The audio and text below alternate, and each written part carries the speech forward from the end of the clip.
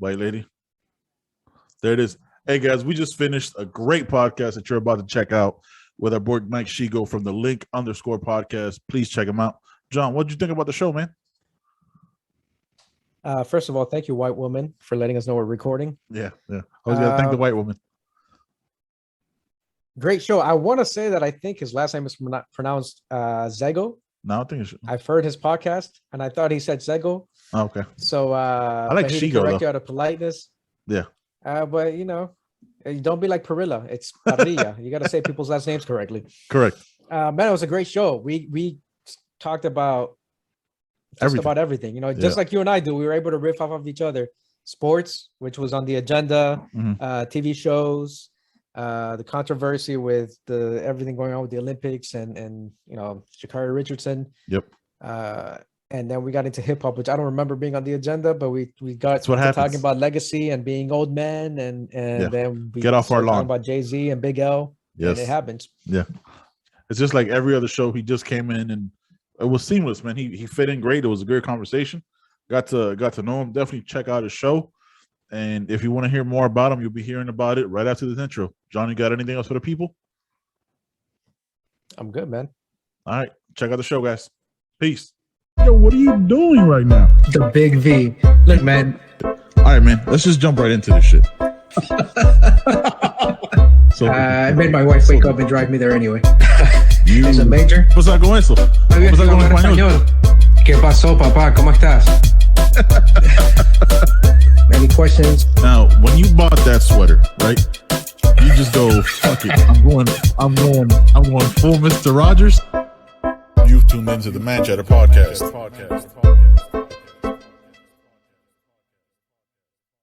Oh, she does sound super white and robotic. Yes, super white. Thank you there, Zoomy. Hey guys, we got a guest on the show today. Good old Mike Szego joining us on the podcast from the Link Podcast. Highly recommend you check it out. Mike, how you doing, man?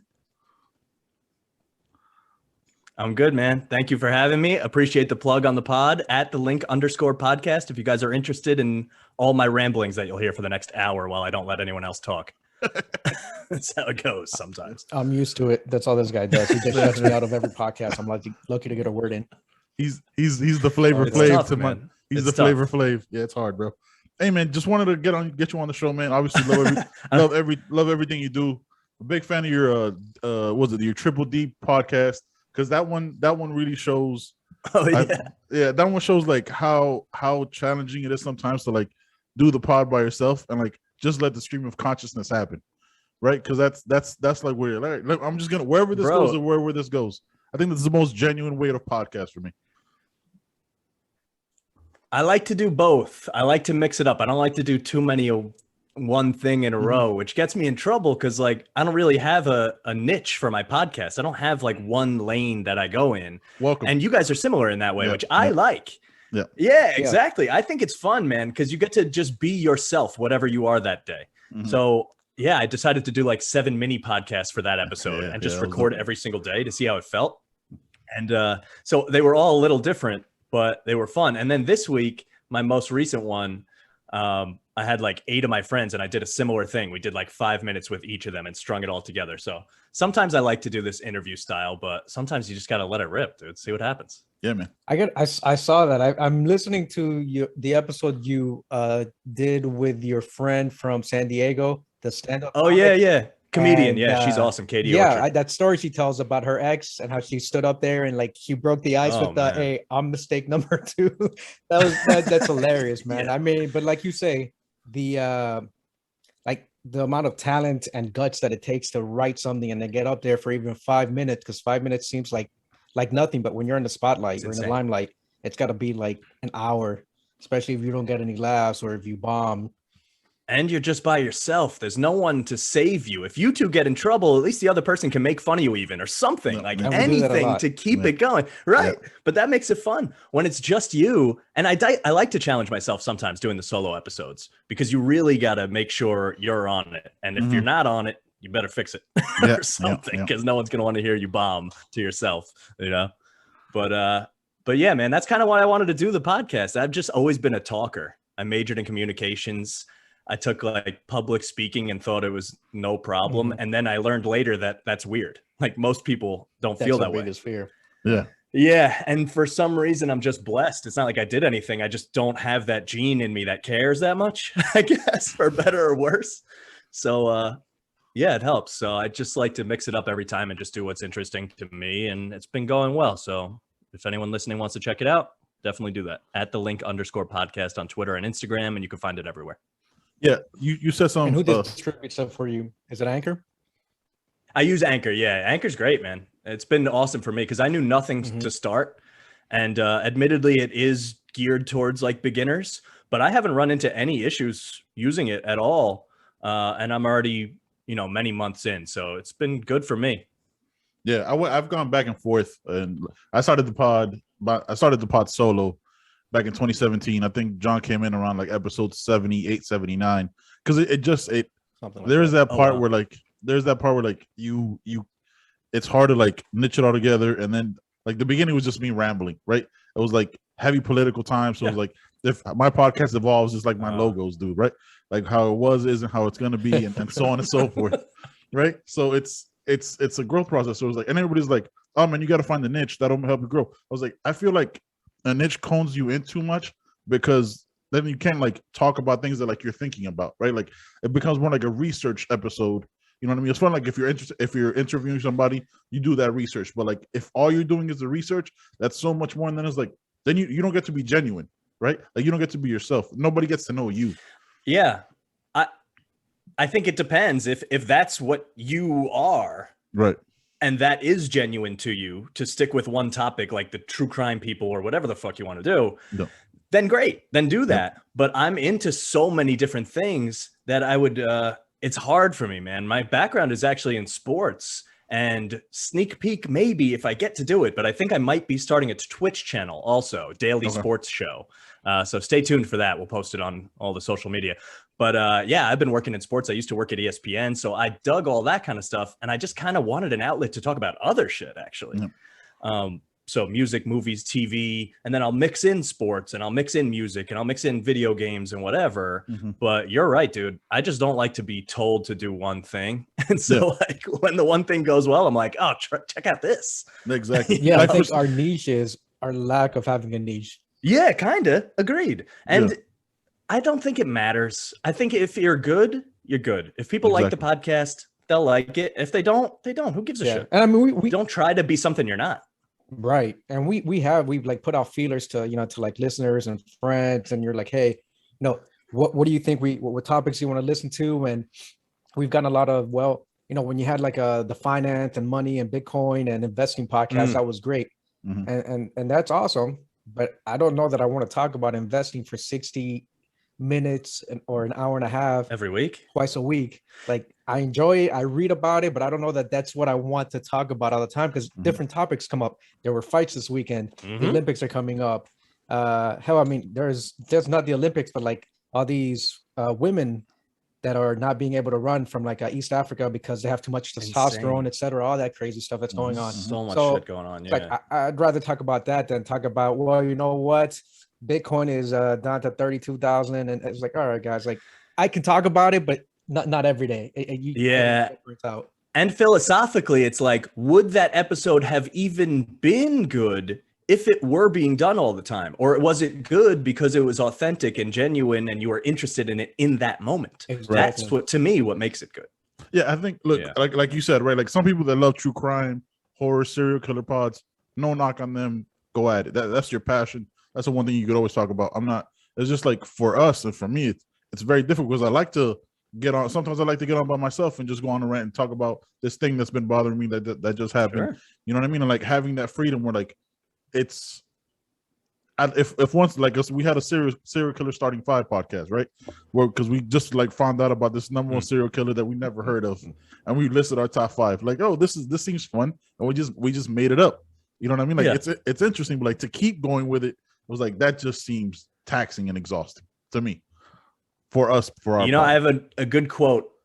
I don't know if either of you have ever read a lot of Charles Bukowski, but over COVID, I started reading a bunch of his books. It's very cool. I recommend it. Very out there and interesting. But he had this quote that said, "Don't try."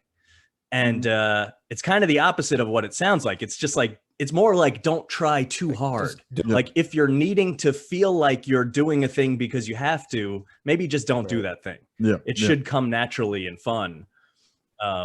So yeah, I mean, it's no different than podcasting. It's like, just do what comes to your brain. And if people like it, they'll like it.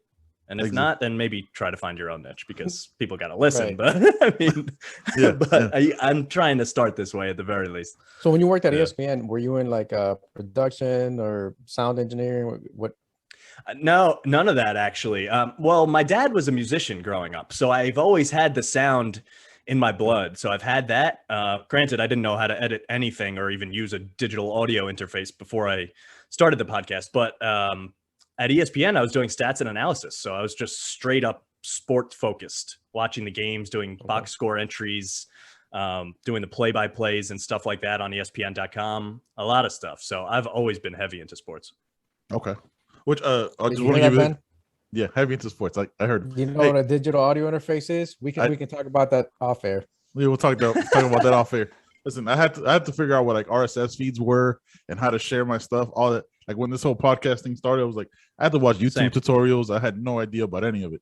Yeah, bro. Which, like what I was telling you before. Me either, but all the info's out there. That's what's kind of beautiful. Exactly. Like what I was going to tell you before we hit record, I got to appreciate the audio you put out there, man. Like that's such an underrated and undervalued part of a pod where if the audio quality isn't great, it's going to be, I'm partially deaf in one ear from being in the military and just shooting too many guns without a proper ear protection. So if the audio isn't great, it's a wrap for me. Like I can't listen to it. Like I literally can't. If I'm struggling, I'm like almost like squint to hear it. I can't do it. So I appreciate you taking that time and making your audio sound good, bro. That's a very underrated thing. Thank you, dude. That means a lot because I put more time in than I should because I don't know necessarily what I'm doing, but it comes out good. So nobody knows that. But yeah, dude. I mean, to me, like.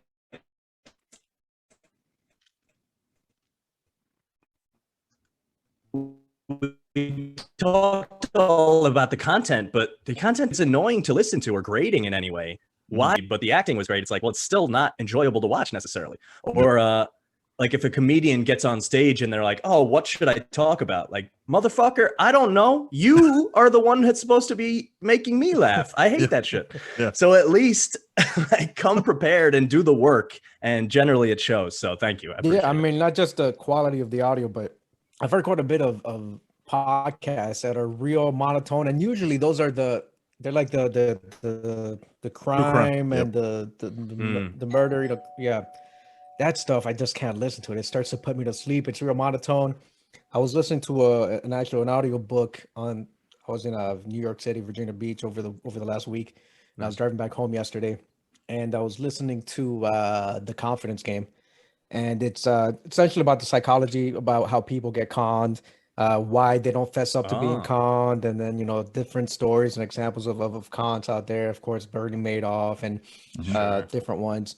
And I mean, it was great listening. My wife and my kid fell asleep because she was real monotone. There are parts in the story where there should have been some inflection, there should have been some excitement. Right. And she was just like just the same throughout. I'm surprised I stayed awake, but I found the material interesting.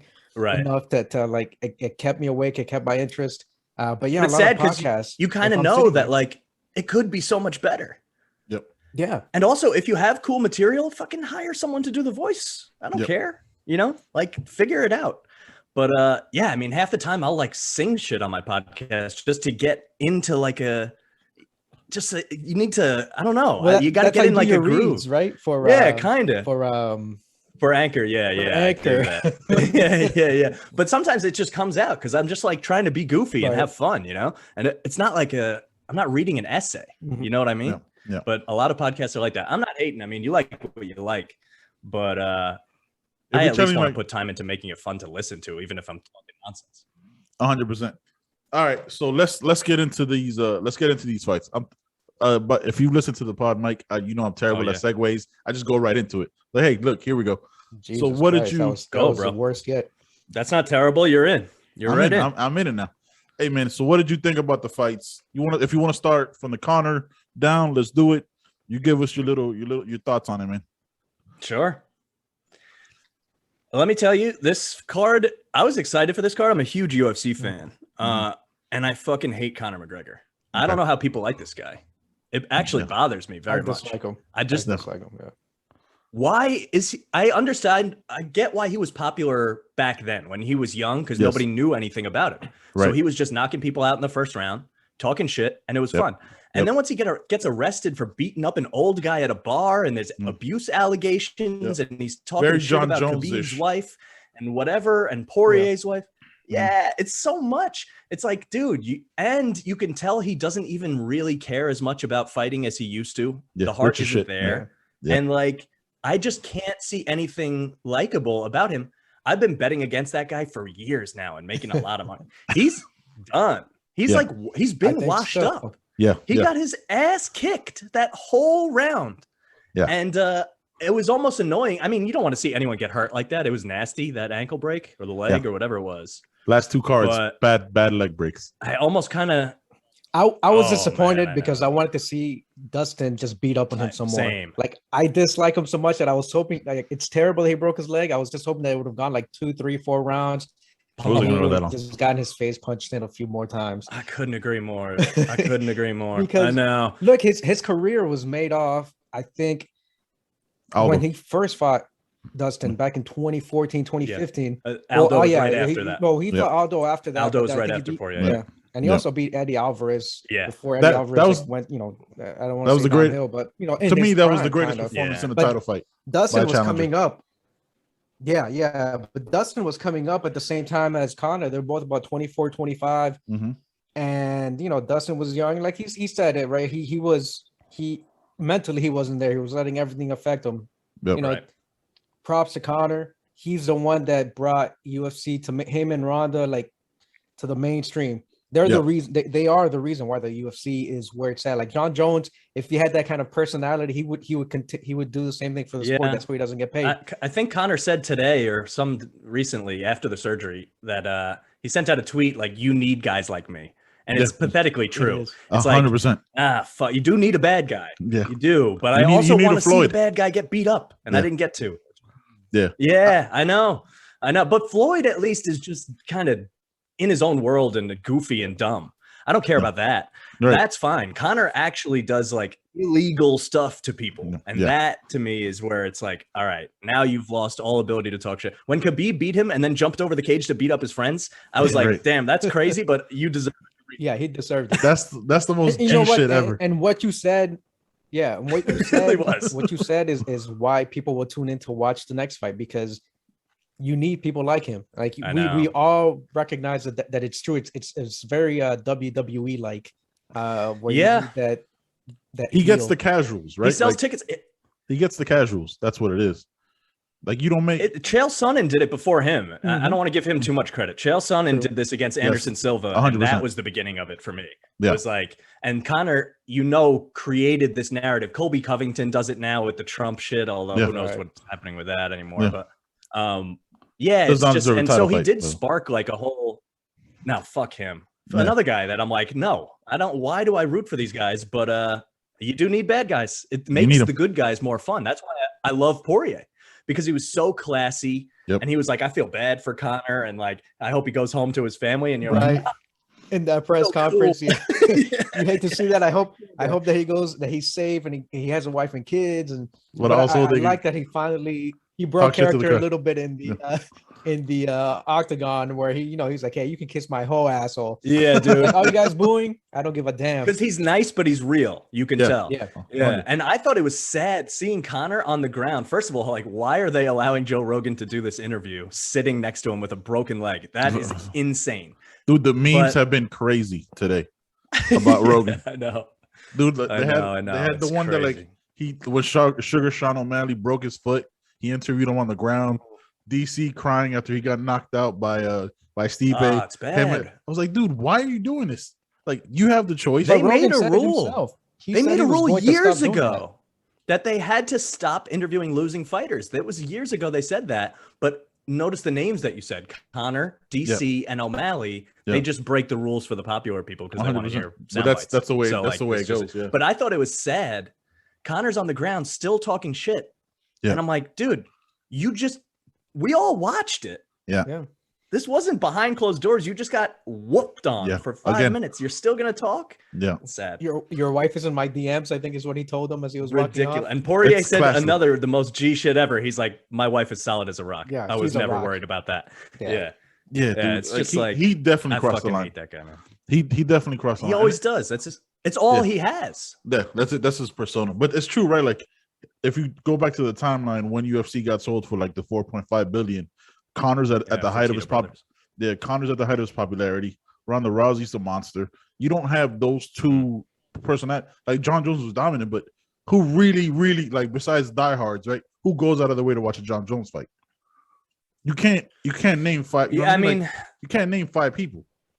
So you need to hate. I think they're doing a better job now. That they are realizing what Conor did for them, and they're trying to build stars like O'Malley. You mentioned him, like he hasn't really fought any top tier competition, but he might be a top 5 most popular UFC fighter now because they're learning that we can create a star. O'Malley deserves it. He's awesome and he has his own personality, but they know how to push people now. Whereas the first 100 UFC events, it didn't seem like they gave a shit really. They were just like, the product will sell itself. Yep. The shield. I don't know if that's better or worse. Yeah. I kind of, the purists in me liked it that way, but now I understand that there's so much money at stake. They need to make sure that every month they have a character out there to promote around. That's why they turn them around so quick, right? Like, fighters gotta keep jumping in. You can't have a no-name title fighter. You know, you gotta keep building them. I think what they don't. I don't think they do enough for fight nights. I think they should always try to have like a bigger name fighter on that card to bring up those other guys, because eventually that guy is gonna go down, and then you need the next guy. You know, like what they did with Tuivasa against Greg Hardy. Greg Hardy's the name. Tuivasa needed that recognition because he's a fucking monster, and then you have him knock him the fuck out, which every person who's Tuivasa's been fighting for a while though. Yeah, bro, I know, I actually don't agree. Yeah, you need the name though. Like, I don't. Maybe you might be right because they're banking on the fact that people know who Greg Hardy is. Exactly, the name. NFL. Correct. But yeah, you're right, I guess. But Ty, to your point, John, is like, he's been around the block and he's been starching people for years. And then he chugs beers out of shoes and it's the fucking coolest thing in the world. Yeah, but he spits in it too. Like, it's a little, he tells like the other people to spit in it. So it's a little fucking crazy. Yeah, but he doesn't give a fuck. He doesn't give a fuck. I mean, you're already drinking it out of a nasty ass shoe. I don't think the spit's going to do anything. Yeah. Bro, that was another one. I love to hate Greg Hardy, another piece of shit human being that got his head taken off. And it was just fun to watch. It was like, this was the pay-per-view for the good guys. Yeah, except for Wonder Boy. If he won, it would have been like, all good guy central. Everybody wins. Yeah, good. I saw the face you made, Ben. I saw that face you made for a split second. Why do you hate on Wonder Boy, man? No, I don't hate on Wonder Boy. I don't hate on Wonder Boy at all. He's got that Gilbert Burns Street Fighter just bouncing up and down. Yes. Yeah, 100%. He's 100%. Was it? Yeah, Ken or Ryu. But my problem with that is like, he wasn't fighting a bad guy. Gilbert Burns was another nice guy. You know, so like there was like, I wouldn't mind seeing Leon Edwards against Wonder Boy. You know what I mean? But Edwards is probably going to fight Masvidal. We could fantasy book some fights. That has to be the fight. I worry if Wonder Boy is just done now. I mean, like, not actually done. He'll still fight, but he's never going to get the real fights because they know he's not going to get back to the title. So what? Yeah. What do you do with 38, right? Yeah. What do you do? I don't know. It's tough. That division's just stacked too. And Usman has already cleared out the whole thing. So you just need them to fight each other. So someone proved, I guess Burns is going to get a rematch, but why isn't the same thing going to happen again? Yeah, exactly. It's the same thing. Like, it's just going to happen faster. It's tough. Right? Like, when he fought Masvidal the second time, beat him even faster. One of the greatest knockouts I can remember. Like, Usman's just going to get better and better. I remember watching Usman on The Ultimate Fighter when it was like American Top Team versus the Black Zillions.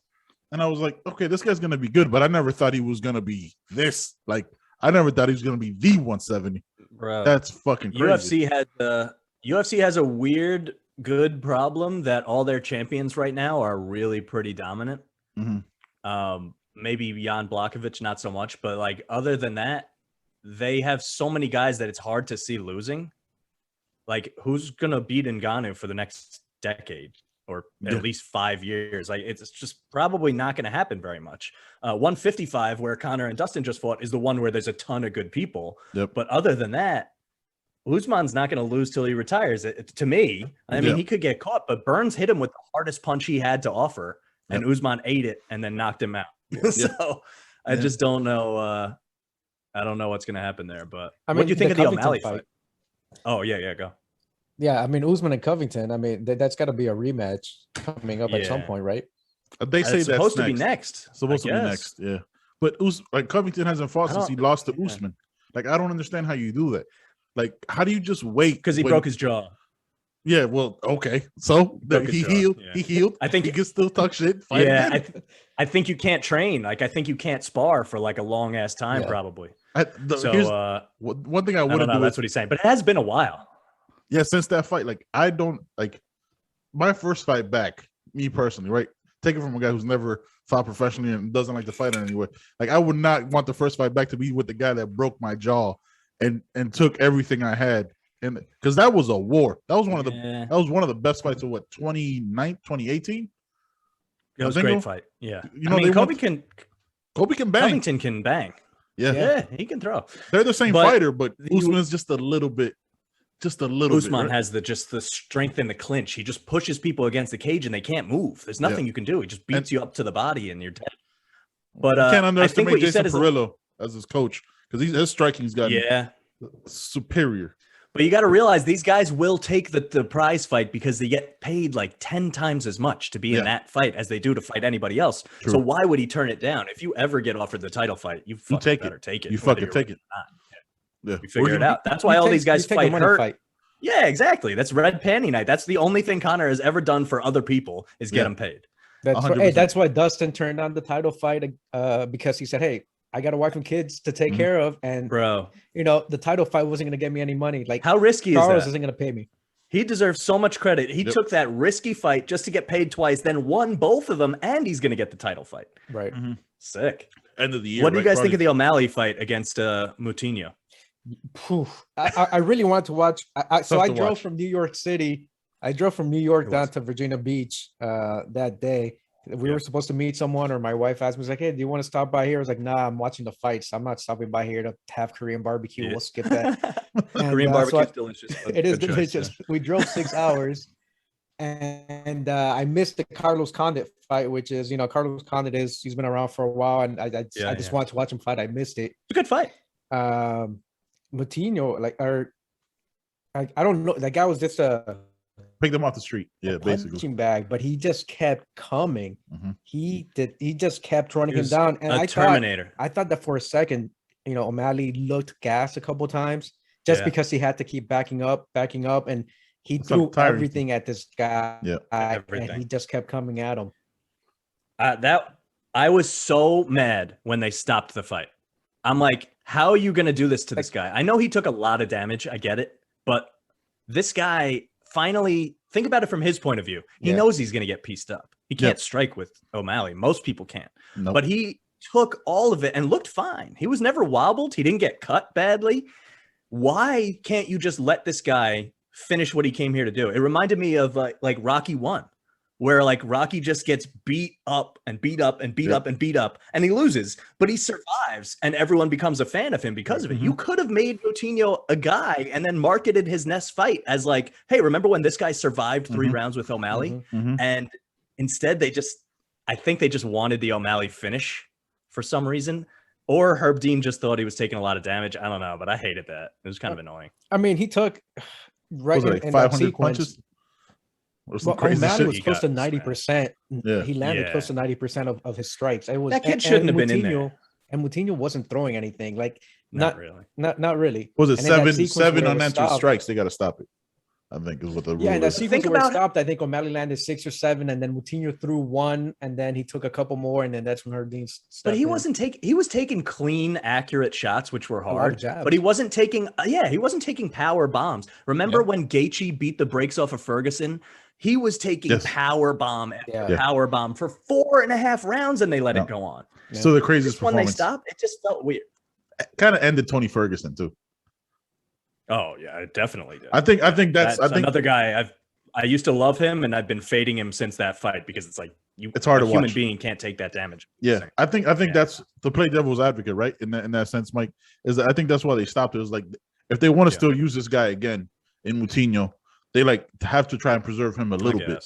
You know what I mean? But like, in all honesty, he's probably not really a UFC fighter. He's probably at best a regional fighter. I don't know why they threw him in there to give it was to give O'Malley the performance. That's all that was. Win. Yeah, that's to what it is. Get his name up. He needs a Rob Font next or a Cody Garbrandt. He needs a name next. Like I can't just have another person. I think they're scared. I think they're scared to derail the train. We just talked about how they're creating stars, right? Yep. And now we as fans want to see the good fights. They should put on good fights. But if he has a highlight reel knockout loss to Rob Font, who can really fucking box, yep. It's gonna be so bad. It's gonna be. He already lost to Marlon Vera. You remember that name, Rob Font? I remember that name. John I like Rob Font, dude. He's good. John's in love. Did you hear that? Say that again, Mike. What did you say? You like Rob Font? I do. I definitely do. Look, we had an argument. I think on the show a month or two ago after the Cody Garbrandt, after Rob Font's last fight. Yeah. And he's like, who is Rob Font? Like, why would I even want to watch a guy named Rob Font fight? Yeah, that makes sense. I mean, he's not a huge, super popular guy. He's a hell of a boxer. I've seen him fight a few times. He reminds me of a similar style to Calvin Cater, if you guys are familiar with him. You're not going to really beat him up in a boxing match. You got to figure out another thing to do. Holloway found a way. I like guys like that. Holloway found a way. Yeah, well, he's a monster. Yeah. No, O'Malley reminds me of Holloway a little bit. Yeah, I think he has that in him, but I think he hit like except you got the kicks. You got to stay in that weight class though. Like I don't like it when they try to let's say they try to give him like a favorable title matchup. You know how they'll wait it out and like, oh, this guy's more specific in this, so they'll try to like wait that out. So you gotta play it smart with O'Malley because they've done it the wrong way. Remember that young kid that they had that did all the backflips and was like the weird karate kid that fought like 155 was like fucking body like he was all ripped up. He always did like those backflips and he was only like a kickboxer. Chandler? No, he fought. No, I don't know. Young kid, man. He fights in he fights in one championship now. I'm not sure. I'm gonna draw a blank. I'll have to Google it.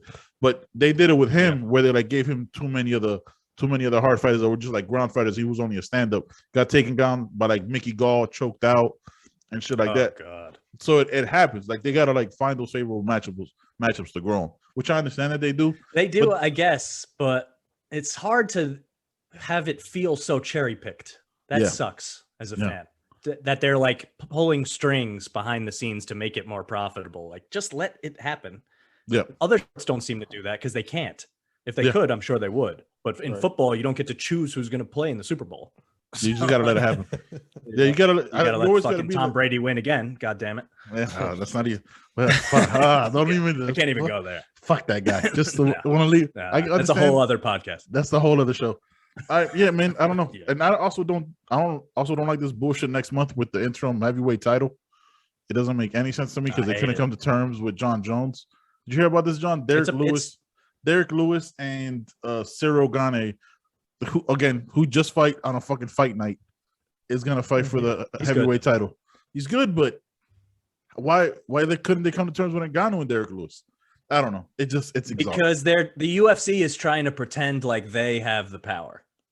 And the fans really know that this title fight doesn't mean anything. It's like when they tried to give Gaethje the interim title and he threw it on the ground and was like, I don't fucking want this. This isn't real.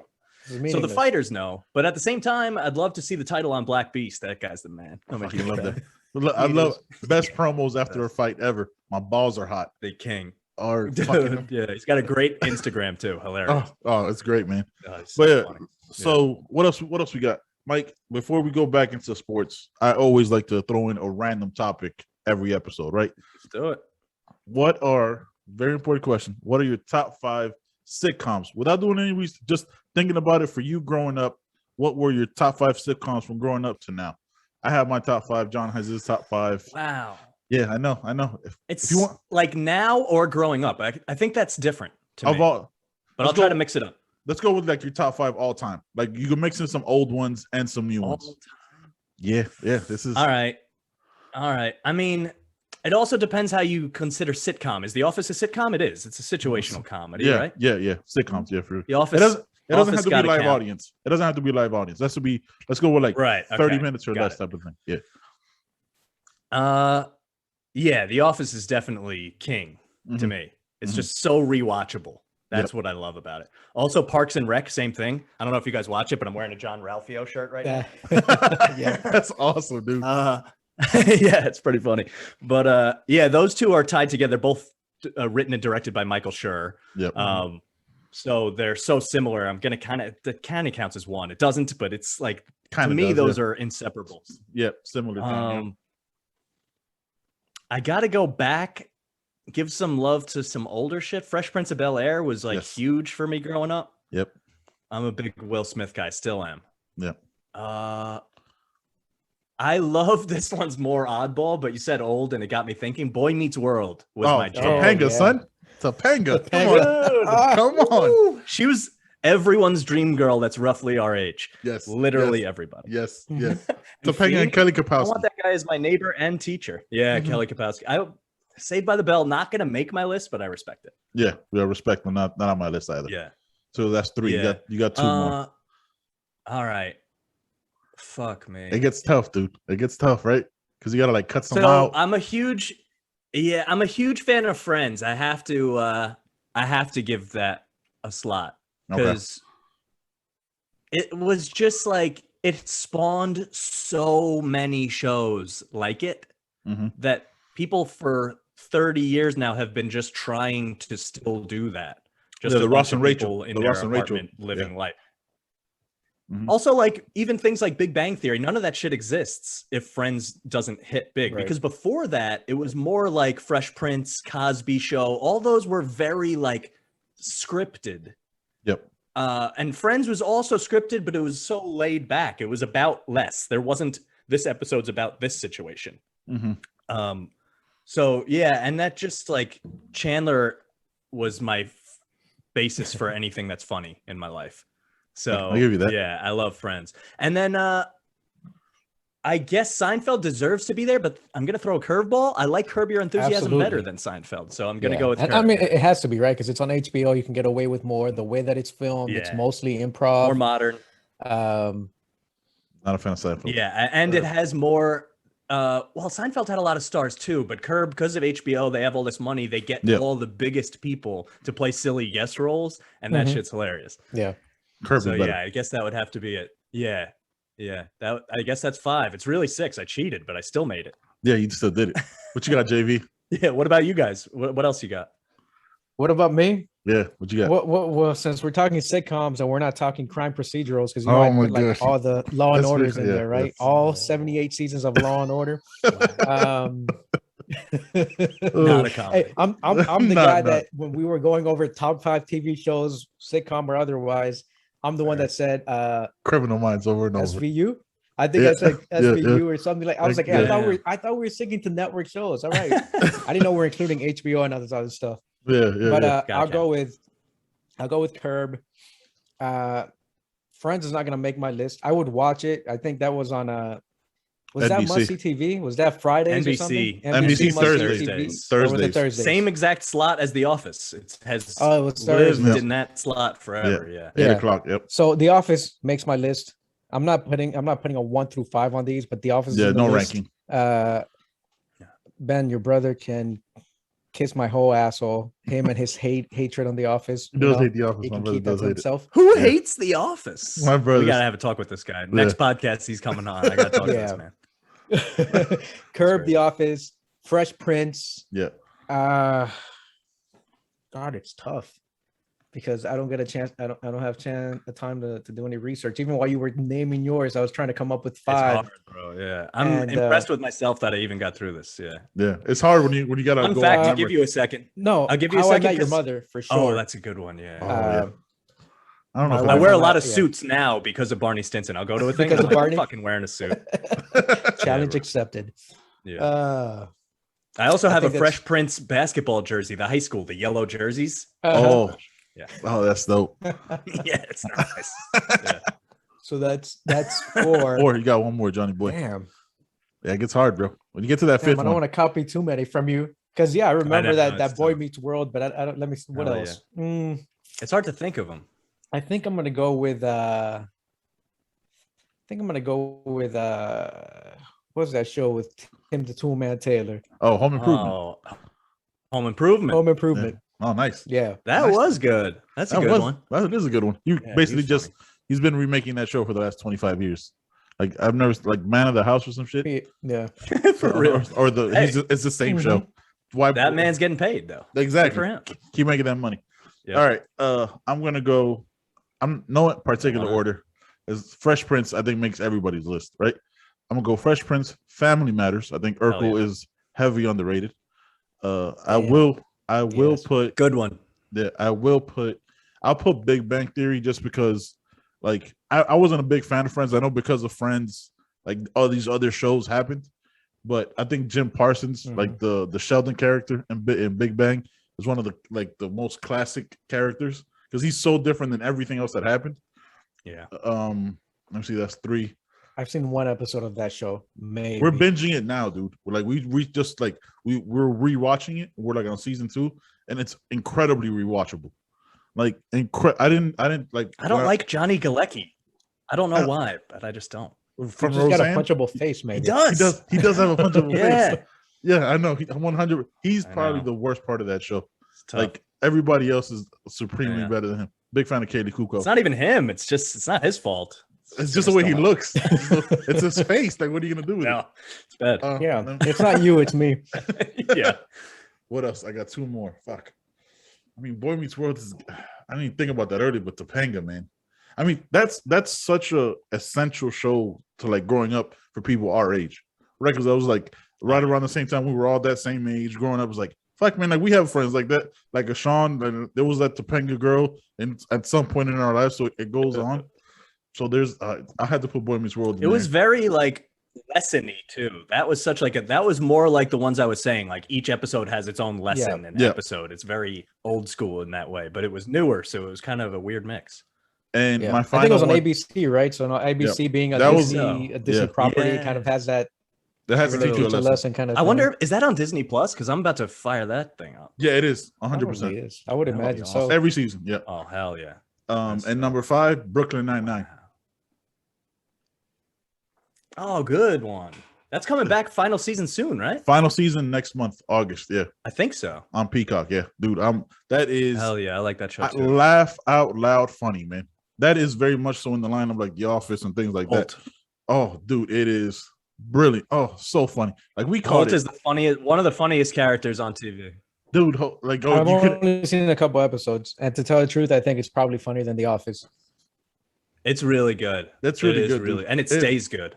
Yeah, It hasn't gotten bad. Yeah. We finished it last year when COVID first hit, and then we're already like we'll intersect some episodes as we watch other stuff because it's just so good. Everybody on that show, Sure. Holt is like, why couldn't you tell by my facial expression?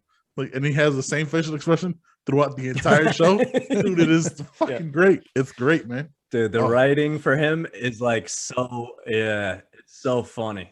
He's just such an interesting character because no one else on TV can pull off that stoic, hilarious thing together. Nobody. I don't know how it works, but it does. And Andy Samberg plays off of it so perfectly because he's so It's goofy great. It's that great, like, dude. they balance each other out somehow. It's great. Oh, it's fucking great. Yeah. I've I'm a seen fan of more that. cold opens for Brooklyn Nine-Nine than I've seen Brooklyn Nine-Nine episodes. My son and I would just get on YouTube and just pull up the clips. The Backstreet That's Boys cold smart. open. The Backstreet Those Boys. are fucking Cold funny. that shit The is- Backstreet Boys is the best. Yeah, I think he's the one that showed it to me, and then we just started watching all the other ones. Oh, the Awesome. cold opens are great, man. Yeah, that shit's good. All right, last one. Yeah. We I've got been starting to do cold opens for the podcast. It's I'm a pretty big fun. fan of the cold opens. I'm a big fan of what you do. Because you immediately engage the people in it. It's the best way to do it. You gotta give an intro to the podcast. You know, you gotta let people know who you are. Totally. You hook them in, and it's just a smart way to do it. Like I do an intro for every pod.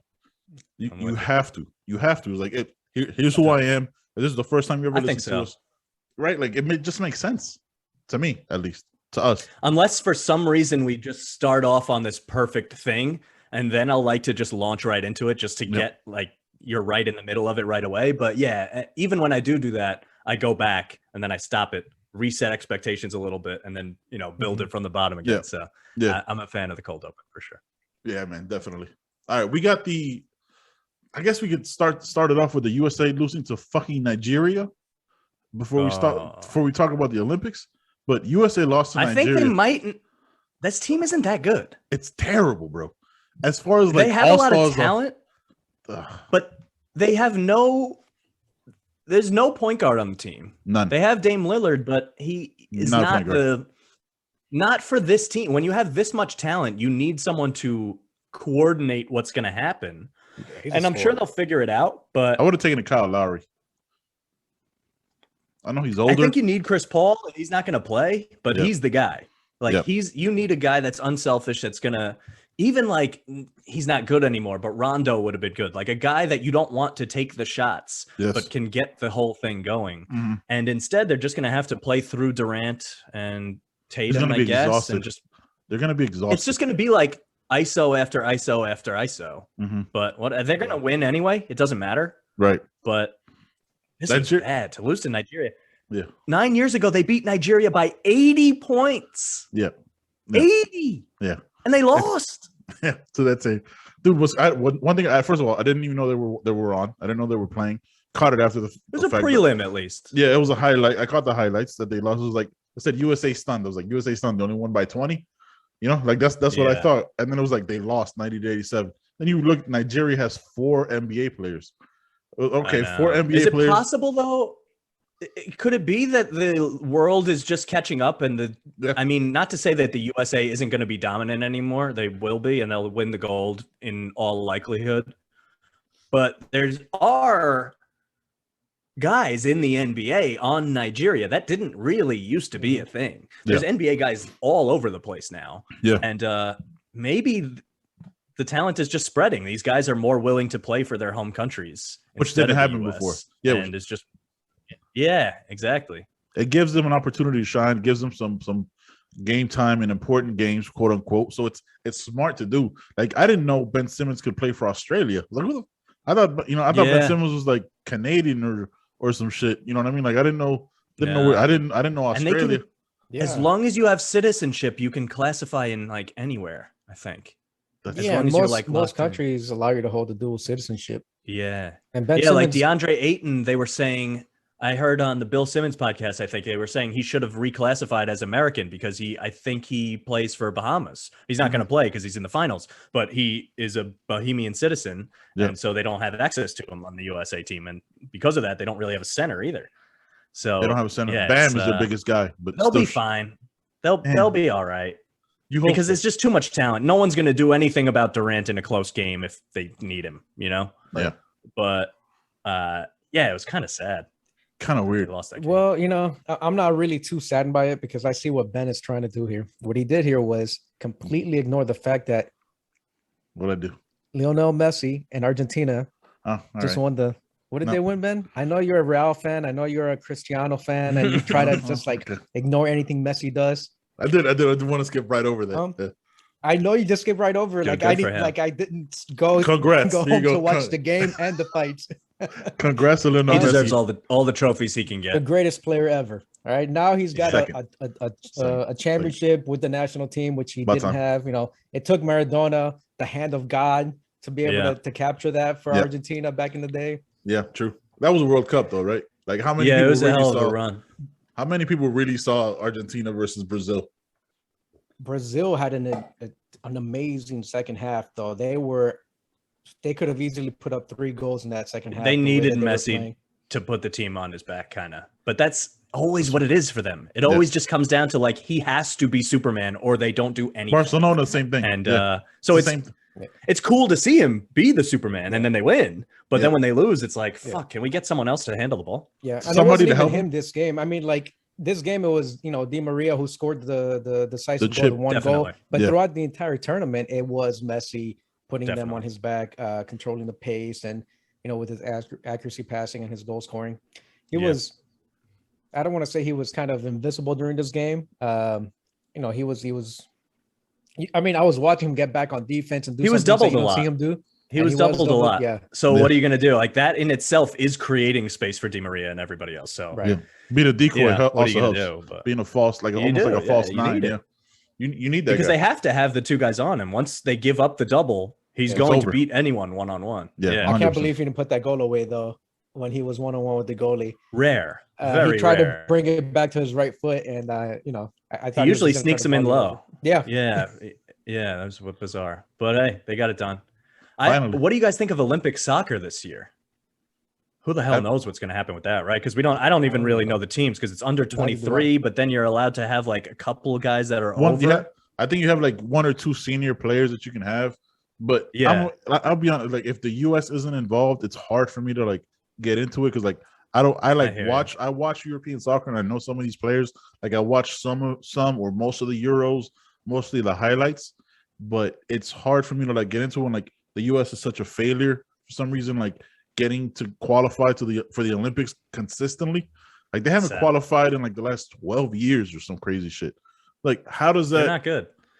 They're just not good. Yeah. I watched them last night against Haiti, and it was their MLS team. And it was hard to watch, like hard, different. Yeah, exactly. And that's the Gold game Cup? you have to be winning. Yeah, Gold Cup. Yeah. You had to win that like 6-0. Haiti's it's weird. Right, but that's never been them. They even when they're good, they squeak out games defensively through athleticism. They're never fluid. They're never interesting offensively. Never. Except they have Pulisic, but even with him, it's like still never. No. What does that do to it? It can't be a lack of athleticism or talent. I mean, is it just a way that every other country has an academy and they put these kids young from 5-6 years old and they put them through these academies? I mean, we have the pay to play system here, but it's so much. There's so many people. There's so many people here. There has to be talent that is comparable. So it can't be a talent thing. It's got to be something. It has to be coaching strategy. Yeah, it has to be something like that that's coming before the talent. I think what happens sometimes is with a structure like this with U.S. soccer is like a nepotism and politics that goes into it. It's like almost like a who you know and what you know what I mean. Like don't even get me. I could talk about U.S. I could talk about U.S. soccer forever. Like the fact that they took over 19 months to hire a head coach. Ended up being the brother of the guy who's the president. You know what I mean? Because they're scared is why. They're scared to screw it up. They know that it's going to be the wrong choice. Yeah. And then they make a choice. It's going to be wrong anyway. So who gives a shit? Just try somebody. Exactly. It's really a very weird thing. I think part of it has to be because you growing up here, at least for me, I like soccer. But if you're a hyper athlete, generally in high school, you play 3-4 different sports. None of them are soccer. And then you figure out which one you're even if one of them is, you figure out which one you're best at, and then you figure out which one you can make into something. Yep. And they have to be the same. And so soccer players don't make as much as all the other major sports, first of all. And second of all, people just don't care quite as much in general, as much as baseball, football, basketball, hockey. Fighting now, UFC has overtaken everything. So all these hyper athletes, not that our team is bad, but you don't see our cream of the crop athletes going to soccer, whereas in other countries you might. They don't make as much here. Right. And it's the money. Yeah, you're right. In the US. Yeah, they gotta leave the country, which is crazy. Yeah. US. Can we talk about the Sha'Carri Richardson thing? Yeah. The Olympic thing? Yeah, definitely. It's bullshit, right? It makes me so mad. It makes me so fucking mad. There's two sides of the coin, right? It's like, first of all, her mom passed away like 2 weeks before this all happened. So first of all, have a fucking heart. Like, let there be some, I'm not saying leeway, but at least understand what happened here and why it happened. And who gives a fuck if she wants to smoke a joint because she's upset and has a stressful thing coming up? It's not a performance enhancing drug. Not at all. What is the difference? They're allowed to do a ton of different things. Yeah. You're not, it doesn't make any, if anything, it would make it worse for a runner, you would think. Yes. So it's because it's federally illegal that they need to do this, which is the real problem, I guess, in itself, that marijuana is even still federally illegal. Because I live in New York and I have a medical card. And so the same shit I'm allowed to use, if I go to Virginia or wherever, I'm going to get arrested. And it's like, why? Because we crossed this imaginary, invisible line. Now the rules are different. And so, like, I don't know what the Olympics is supposed to do, but it's just trash. It's just so bad, and it's a bad look. It's stupid. Yeah, I mean, it's because it's still on the list of banned substances, and maybe I misread. I'm not sure if it's on the U.S. list, but it's on the WADA IOC. list. Yeah, it's on IOC list. Yeah, and so USADA falls under WADA, and they have to follow their things. I'm not sure if it's on the U.S. list of banned substances, to tell you the truth, but it's legal in what, like 22 states now, something like that. but also USADA. Now in UFC, they allow it. They just overturned that. They're not going to test for it anymore. Yeah. So correct. if there is obviously some way where they're able to do it. Right. So that's why it's not on the USADA list, but it's on the WADA list, the World Anti-Doping Agency or whatever. So they have to, they say they follow their lead. They follow those rules. I think it's because in other countries, they're not nearly as progressive as we are in the United States. So it's like, I guess they're trying to just even the playing field, but fucking, it's 2021. Just wake up. It's so I mean, who was the other runner? She was like a 1500 or a 5,000 meter runner. Shelly Houlihan. I don't know, but I know the story. The story about her eating the carne asada taco, and so she had like too much nandrolone in her blood system, her bloodstream. It's weird, dude. It's fucking weird. It's rules that have good intentions, but they need to look in the mirror and be like, what are we actually accomplishing? Right. All we're doing is getting negative press and stopping a cool story from happening. Yeah, that's it. Because you know that if they, she was gonna bring a lot of eyes to the 100-meter dash. Like that's 100-meter sprint. That's publicity. Like stupid. Like now I'm not interested in it at all. Zero interest. Now they did the opposite. Not only will they remove the people that wanted to watch her, but now no one gives a fuck because they're like, this thing is just not even worth watching. Plus, there's no fans now, and it's like, and it's tainted, right? Like whoever wins is like, oh, is that the person who really won? How would a Sha'Carri had done? Now it's almost like that asterisk to it, right? Exactly. So I don't know. It's stupid. Yeah, I'm gonna watch championship regardless, right? I'm gonna watch it too. I follow track even outside of the Olympic cycle. Really? Benjamin. Every time we talk about track, he's like, "Oh, we're gonna watch people run around in a circle right now or in an oval." Okay, left turns. But then that is rare. I mentioned Sha'Carri, and then he started, getting into it and watching this stuff. And he's like, "Oh, I spent this entire weekend with my wife just watching track YouTube clips all day." And then I watch. Because that's the only reason I watch the Olympics for track. I might get suckered into like swimming. I don't know, synchronized diving or something because it falls in between. I watch everything, but I'm there to watch. I think it's like the most fun time to watch shit that you don't normally watch. Like you like track, but that's a pretty rare take. Most people generally don't watch any of the Olympic sports until. Yeah, I mean, I grew up running cross country in high school, and so like I think that's when I really got into track and keeping up with the high school track. All these kids that are coming up.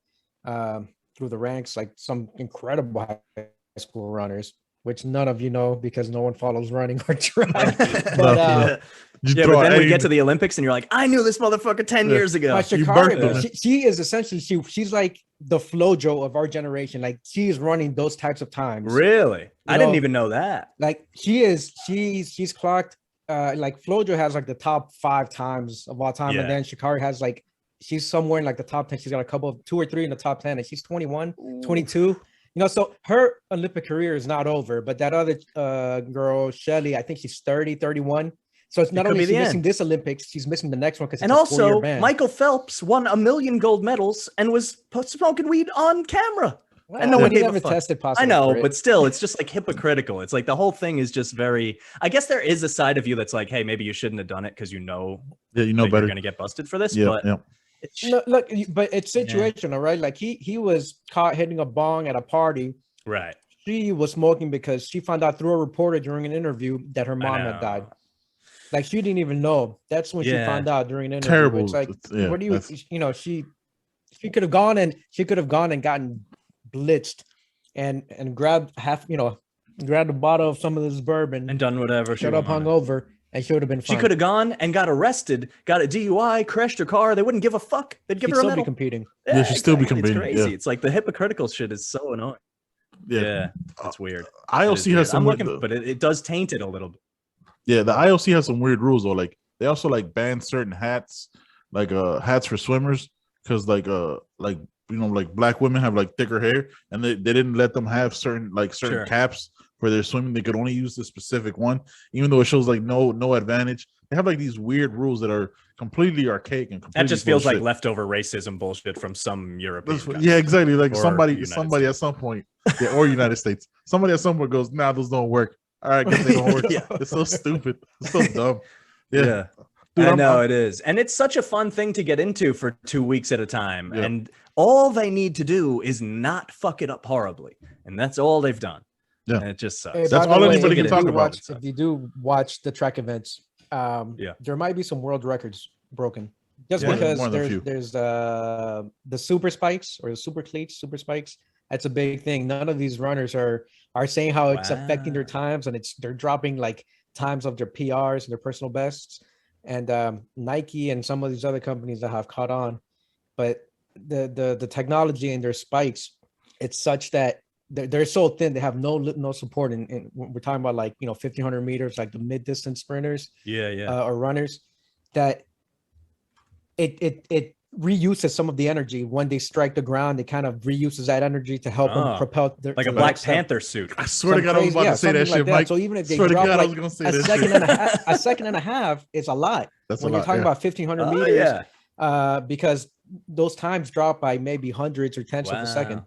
So I've yeah, always wanted to try cool tech like that, like receiver gloves. I'm like, how easy Yeah. is it? Exactly. Yeah, that'd be Yeah. good. Yeah. I swear to Dude, God. by the way, speaking of sprinting, you mentioned Flojo. The Tiffany Haddish, I'm pretty sure, is playing Flojo in a movie. really. coming out. Yeah, she is. I Yep. saw her on a podcast Oh talking crap! about it. Yeah, I gotta pretty finish cool. listening. She's gonna get ripped. to her book, The Last Black Unicorn. It's really good. Yeah, she's the cool. I read it. She was very cool. Have you Yeah, read? I'm a Have you fan. read Joe Coy Mixed Plate? Or listened to it at all? No, but I That's- like his specials. Good book, man. His specials are very much so tied to the book. Yeah. So that Alright. the special gives you like the background to all his jokes. So it's definitely check it out. Big fan of like Awesome. audiobooks and I'm a huge comedy fan. yeah, if- yeah. If anyone listening is a comedy fan, listen to that episode that you talked about before that I had the comedian on, and we talked all about different specials and a bunch of comedians. We did fucking long time on comedy. I could go on forever. Yeah, about I that don't. You're into comedy, so before we go on to the next topic, I don't know if you know about Patrice O'Neill or how much you like him. I think shit. Oh yeah. Elephant in the Room is probably one of the greatest Greatest part. hour Top sets tier. that I've ever heard. Easily.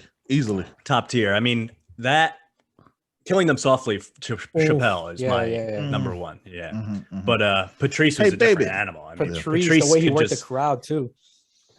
he could just shit on you to your face and you'd be like, this is the Yeah. best. You'd laugh. Like there's no like- you take There's all- something no different offense to about it. that guy. Yeah. Oh yeah. Fucking uncorrected diabetes. There's something got him. so dirty Fuck. and nasty about him. And then also, yeah, dude, it sucks. So Mm. sad. But in some ways, this sounds bad. But as I get older, I wonder, like, all these people that die young and are super popular and keep that legacy of being at their peak, like Biggie or someone like that, Mhm. it kind of would have been a Yeah, if little they would've- sad to see them get old and not have it anymore. Yeah. Like when Jordan came back for the Wizards, you're like, I wish I didn't see this. So Yeah. not that I want them to die, but like if Biggie's putting out a mumble rap album with auto-tune, it's fine that I mumble don't get that. Well, You know what I mean? yeah. Yeah. I'll give you. Yeah, You know, it's so yeah. funny you say that. It's obviously not in real life, but it's an example. This movie Yesterday that came out a couple years ago. It's about like if the Beatles never The existed. Beatles movie? Yeah, the Beatles movie. Fuck yeah, good movie. Yeah, good. So at the end, like at one part of it, if you haven't seen it, spoiler in 3, 2, and like John Lennon is still alive. It was like even that was like, oh man, like it's just Right. it wouldn't have been the same, right? Like John Lennon left such It's an weird. impact. Yeah, it's weird. It's Yeah. like some people are like, I know it sounds fucked up, like some people are just meant to go early and leave their legacy lasting, as opposed to like Yeah. somebody getting older. Like you think about like somebody we grew up on, right? Like a Jay-Z. We remember like Hard Knock Life Jay-Z, but like the Jay-Z now is like, that doesn't have the same kind of feeling to it. Some people are just meant to go at an earlier age. I disagree. I think Jay-Z has aged like a but fine Jay-Z wine. has like taken his money. it's not That's just money his though. music, but his entire lifestyle, everything is- like his investments, He's his an- business acumen, different level. everything that he No, does. I'm to saying the rap. next level. I'm saying like He's an rap specific. icon. There's a book out. Michael Eric Dyson. There's a book out by Michael Eric Dyson about Mhm. Jay-Z. Yeah.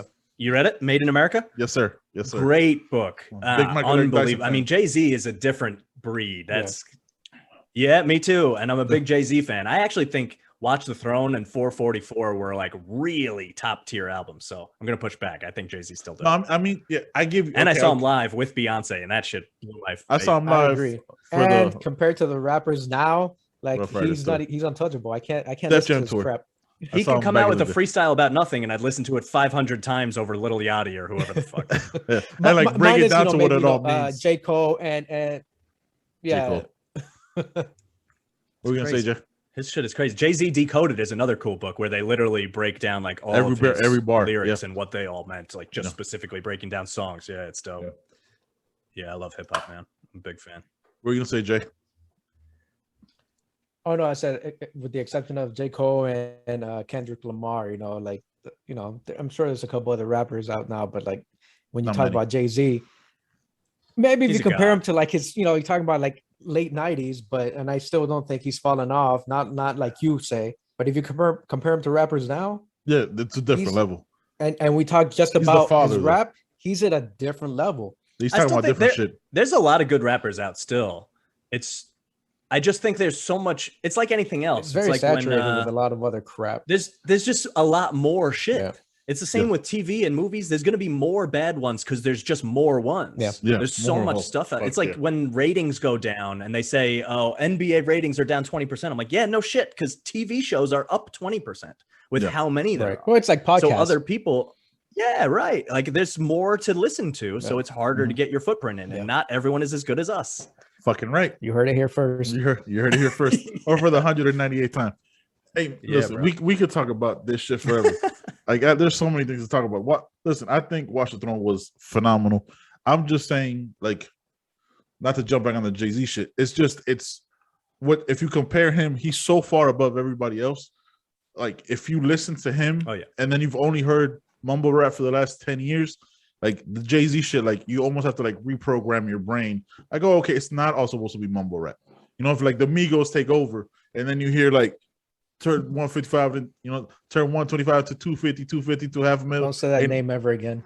You know what I'm saying? Like to mess with it like that, it's different. It's a different class. But when you have the other thing is maybe we're just old. That's it. Maybe we're just fucking the old man on the porch that's like, you guys don't fucking know. Yeah, I know. I feel that way. But there are younger guys that are still dope. Like, I really am a fan of Logic. He's retired now, but he's kind of younger.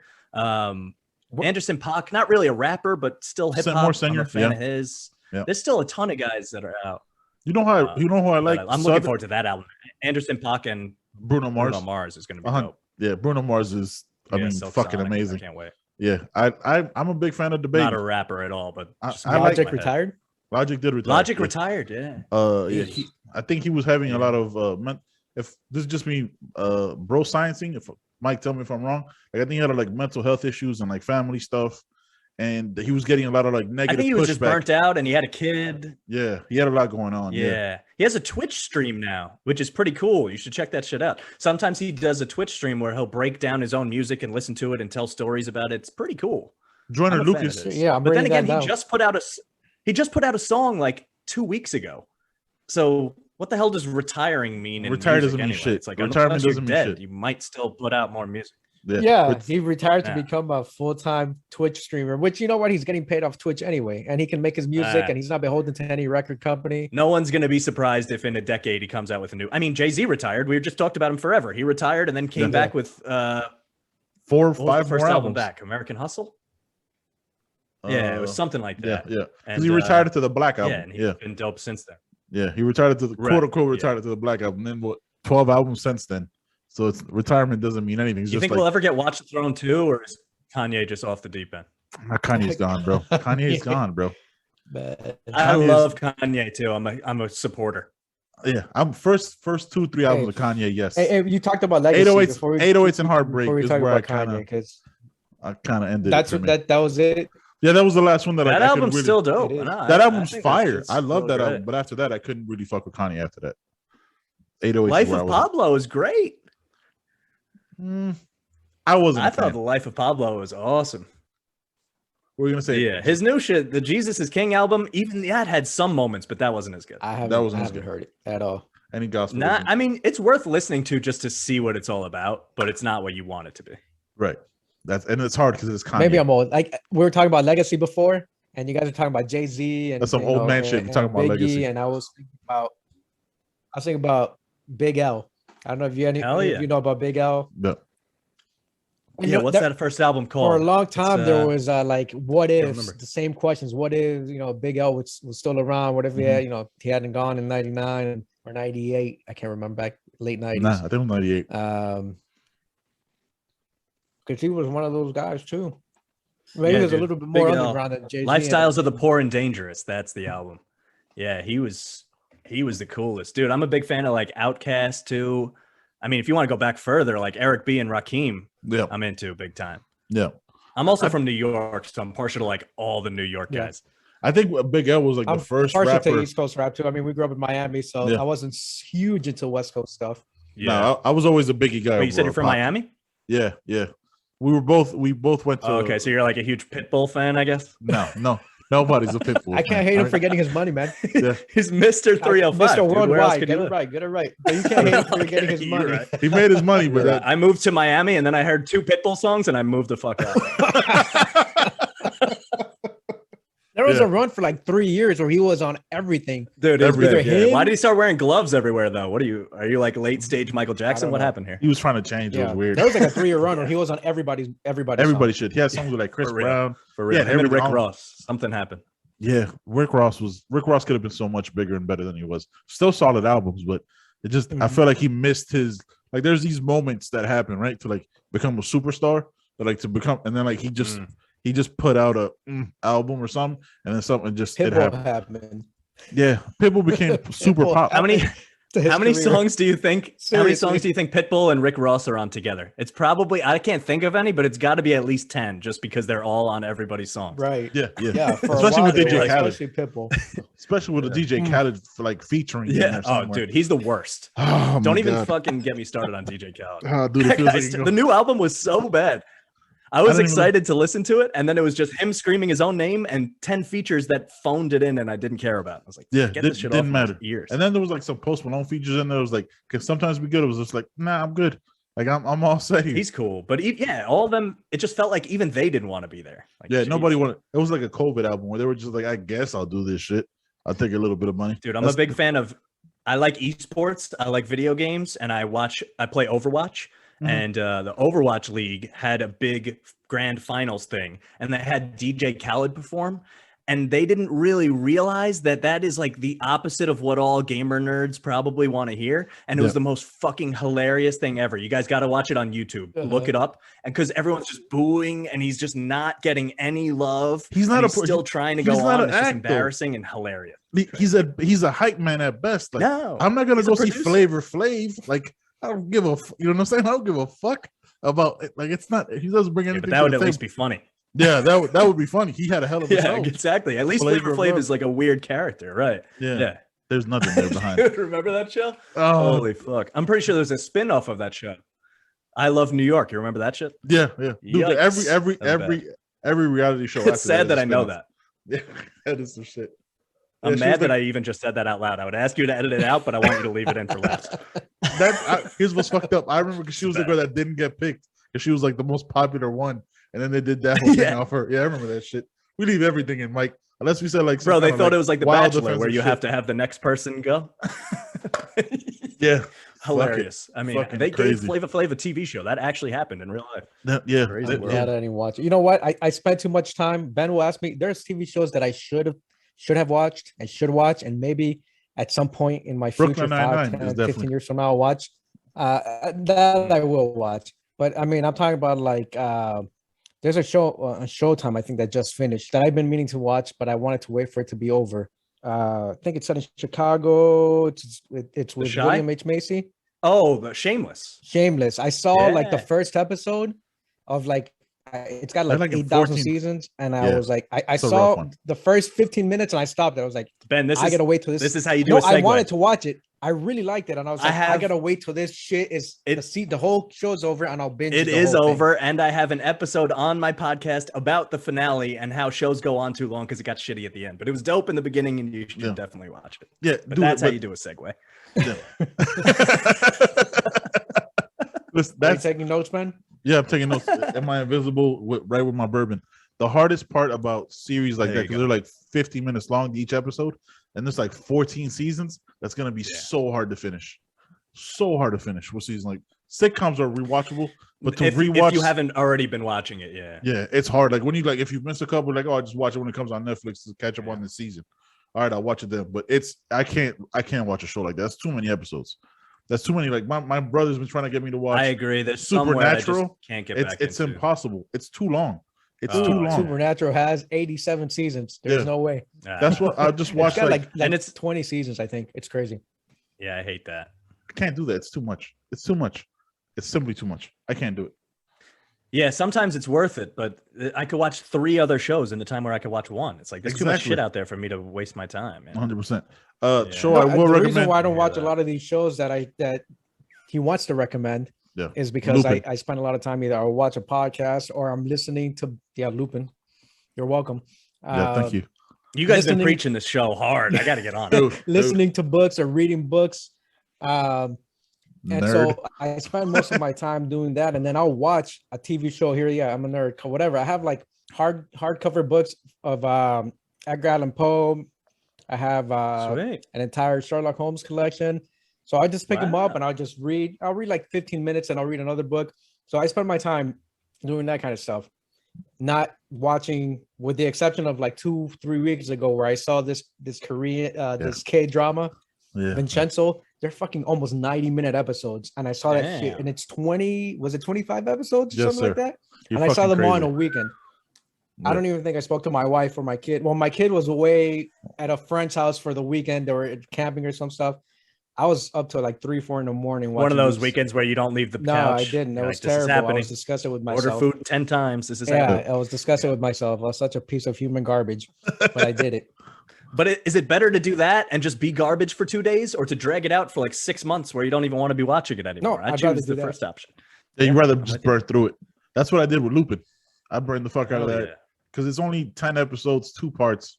I watched the shit almost all in one night. I was like, I gotta stop, but I couldn't. Bro, I've been listening to so much music and so many podcasts that I'm falling behind on movies and TV. It's like there's only so much time in the day. But there's so many good fucking podcasts out there. Yeah, I love comedy, so some of them are really good. That's what I spend my time on, not comedy podcasts, but just comedy like stand-ups, specials. Yeah, me too. I'm just constantly listening to that stuff, and then or I'll watch them, whether it's on Netflix or wherever I can find them. And then I have a good rec for you. Little underknown, I think, Rami Youssef on HBO Max, whatever the fuck it's called. Yeah, HBO Max. You guys are into basketball, so he does a funny bit about LeBron. Check out his stand-up; it's really good. You might. All right, definitely got to check that out. Write that down. Yeah, man. Hey, listen, Mike. For sure. We could. I feel like we could keep going for another 2-3 hours, bro. I feel like this could easily be. We'll do another one. We'll do another one. It was a pleasure having you on, man. We'll definitely drink more next time. We'll talk some more shit. Maybe we'll do a recap of the Olympics, and we'll talk some more shit about that. Man. See what happened. Hopefully, we got the synchronized swimming. Synchronized swimming and yeah, gotta have swimming in there. Yeah. I mean, Simone Biles is gonna win everything. Let's just put that out there, right? Like right now. I hope so. She has to. Like she's the greatest, right? That sucks. It's crazy. Agreed. All right, man. You got anything? You got any last words? You want to throw out your info for the people? Yeah, man. Just follow me at @the_link_podcast on Instagram and Twitter. You'll find all my links there. The Link podcast is available everywhere. Check it out. I have 1 million different episodes about 1 million different things. There's actually only 20, but that's enough. Yep. And yeah, hopefully you guys like it. If you enjoyed us talking shit throughout this whole time, it might be up your alley. Maybe you guys can come on mine at some point. Yeah, we'll definitely do another one. We're always ready, brother. All right, John, you got anything for the people? You're gonna do that weird fucking peace sign that you do, man. At the end of every show. Look, by the way, that I picked that up in Korea when I was stationed over there. So I'm talking shit about the peace sign because then you're insulting the Korean culture, all right? That's what I'm telling you. All right. Okay. You need to learn it. Can't do that in 2021. Do that to anyone. No, man, thanks for coming on the show. I'm glad that we can all agree that we all dislike Conor. Yes. So that was great. That was a great show. Fucking done with that. Yeah, appreciate you coming on. All right, guys. Till next time. No problem, Peace. man. Thanks for having me.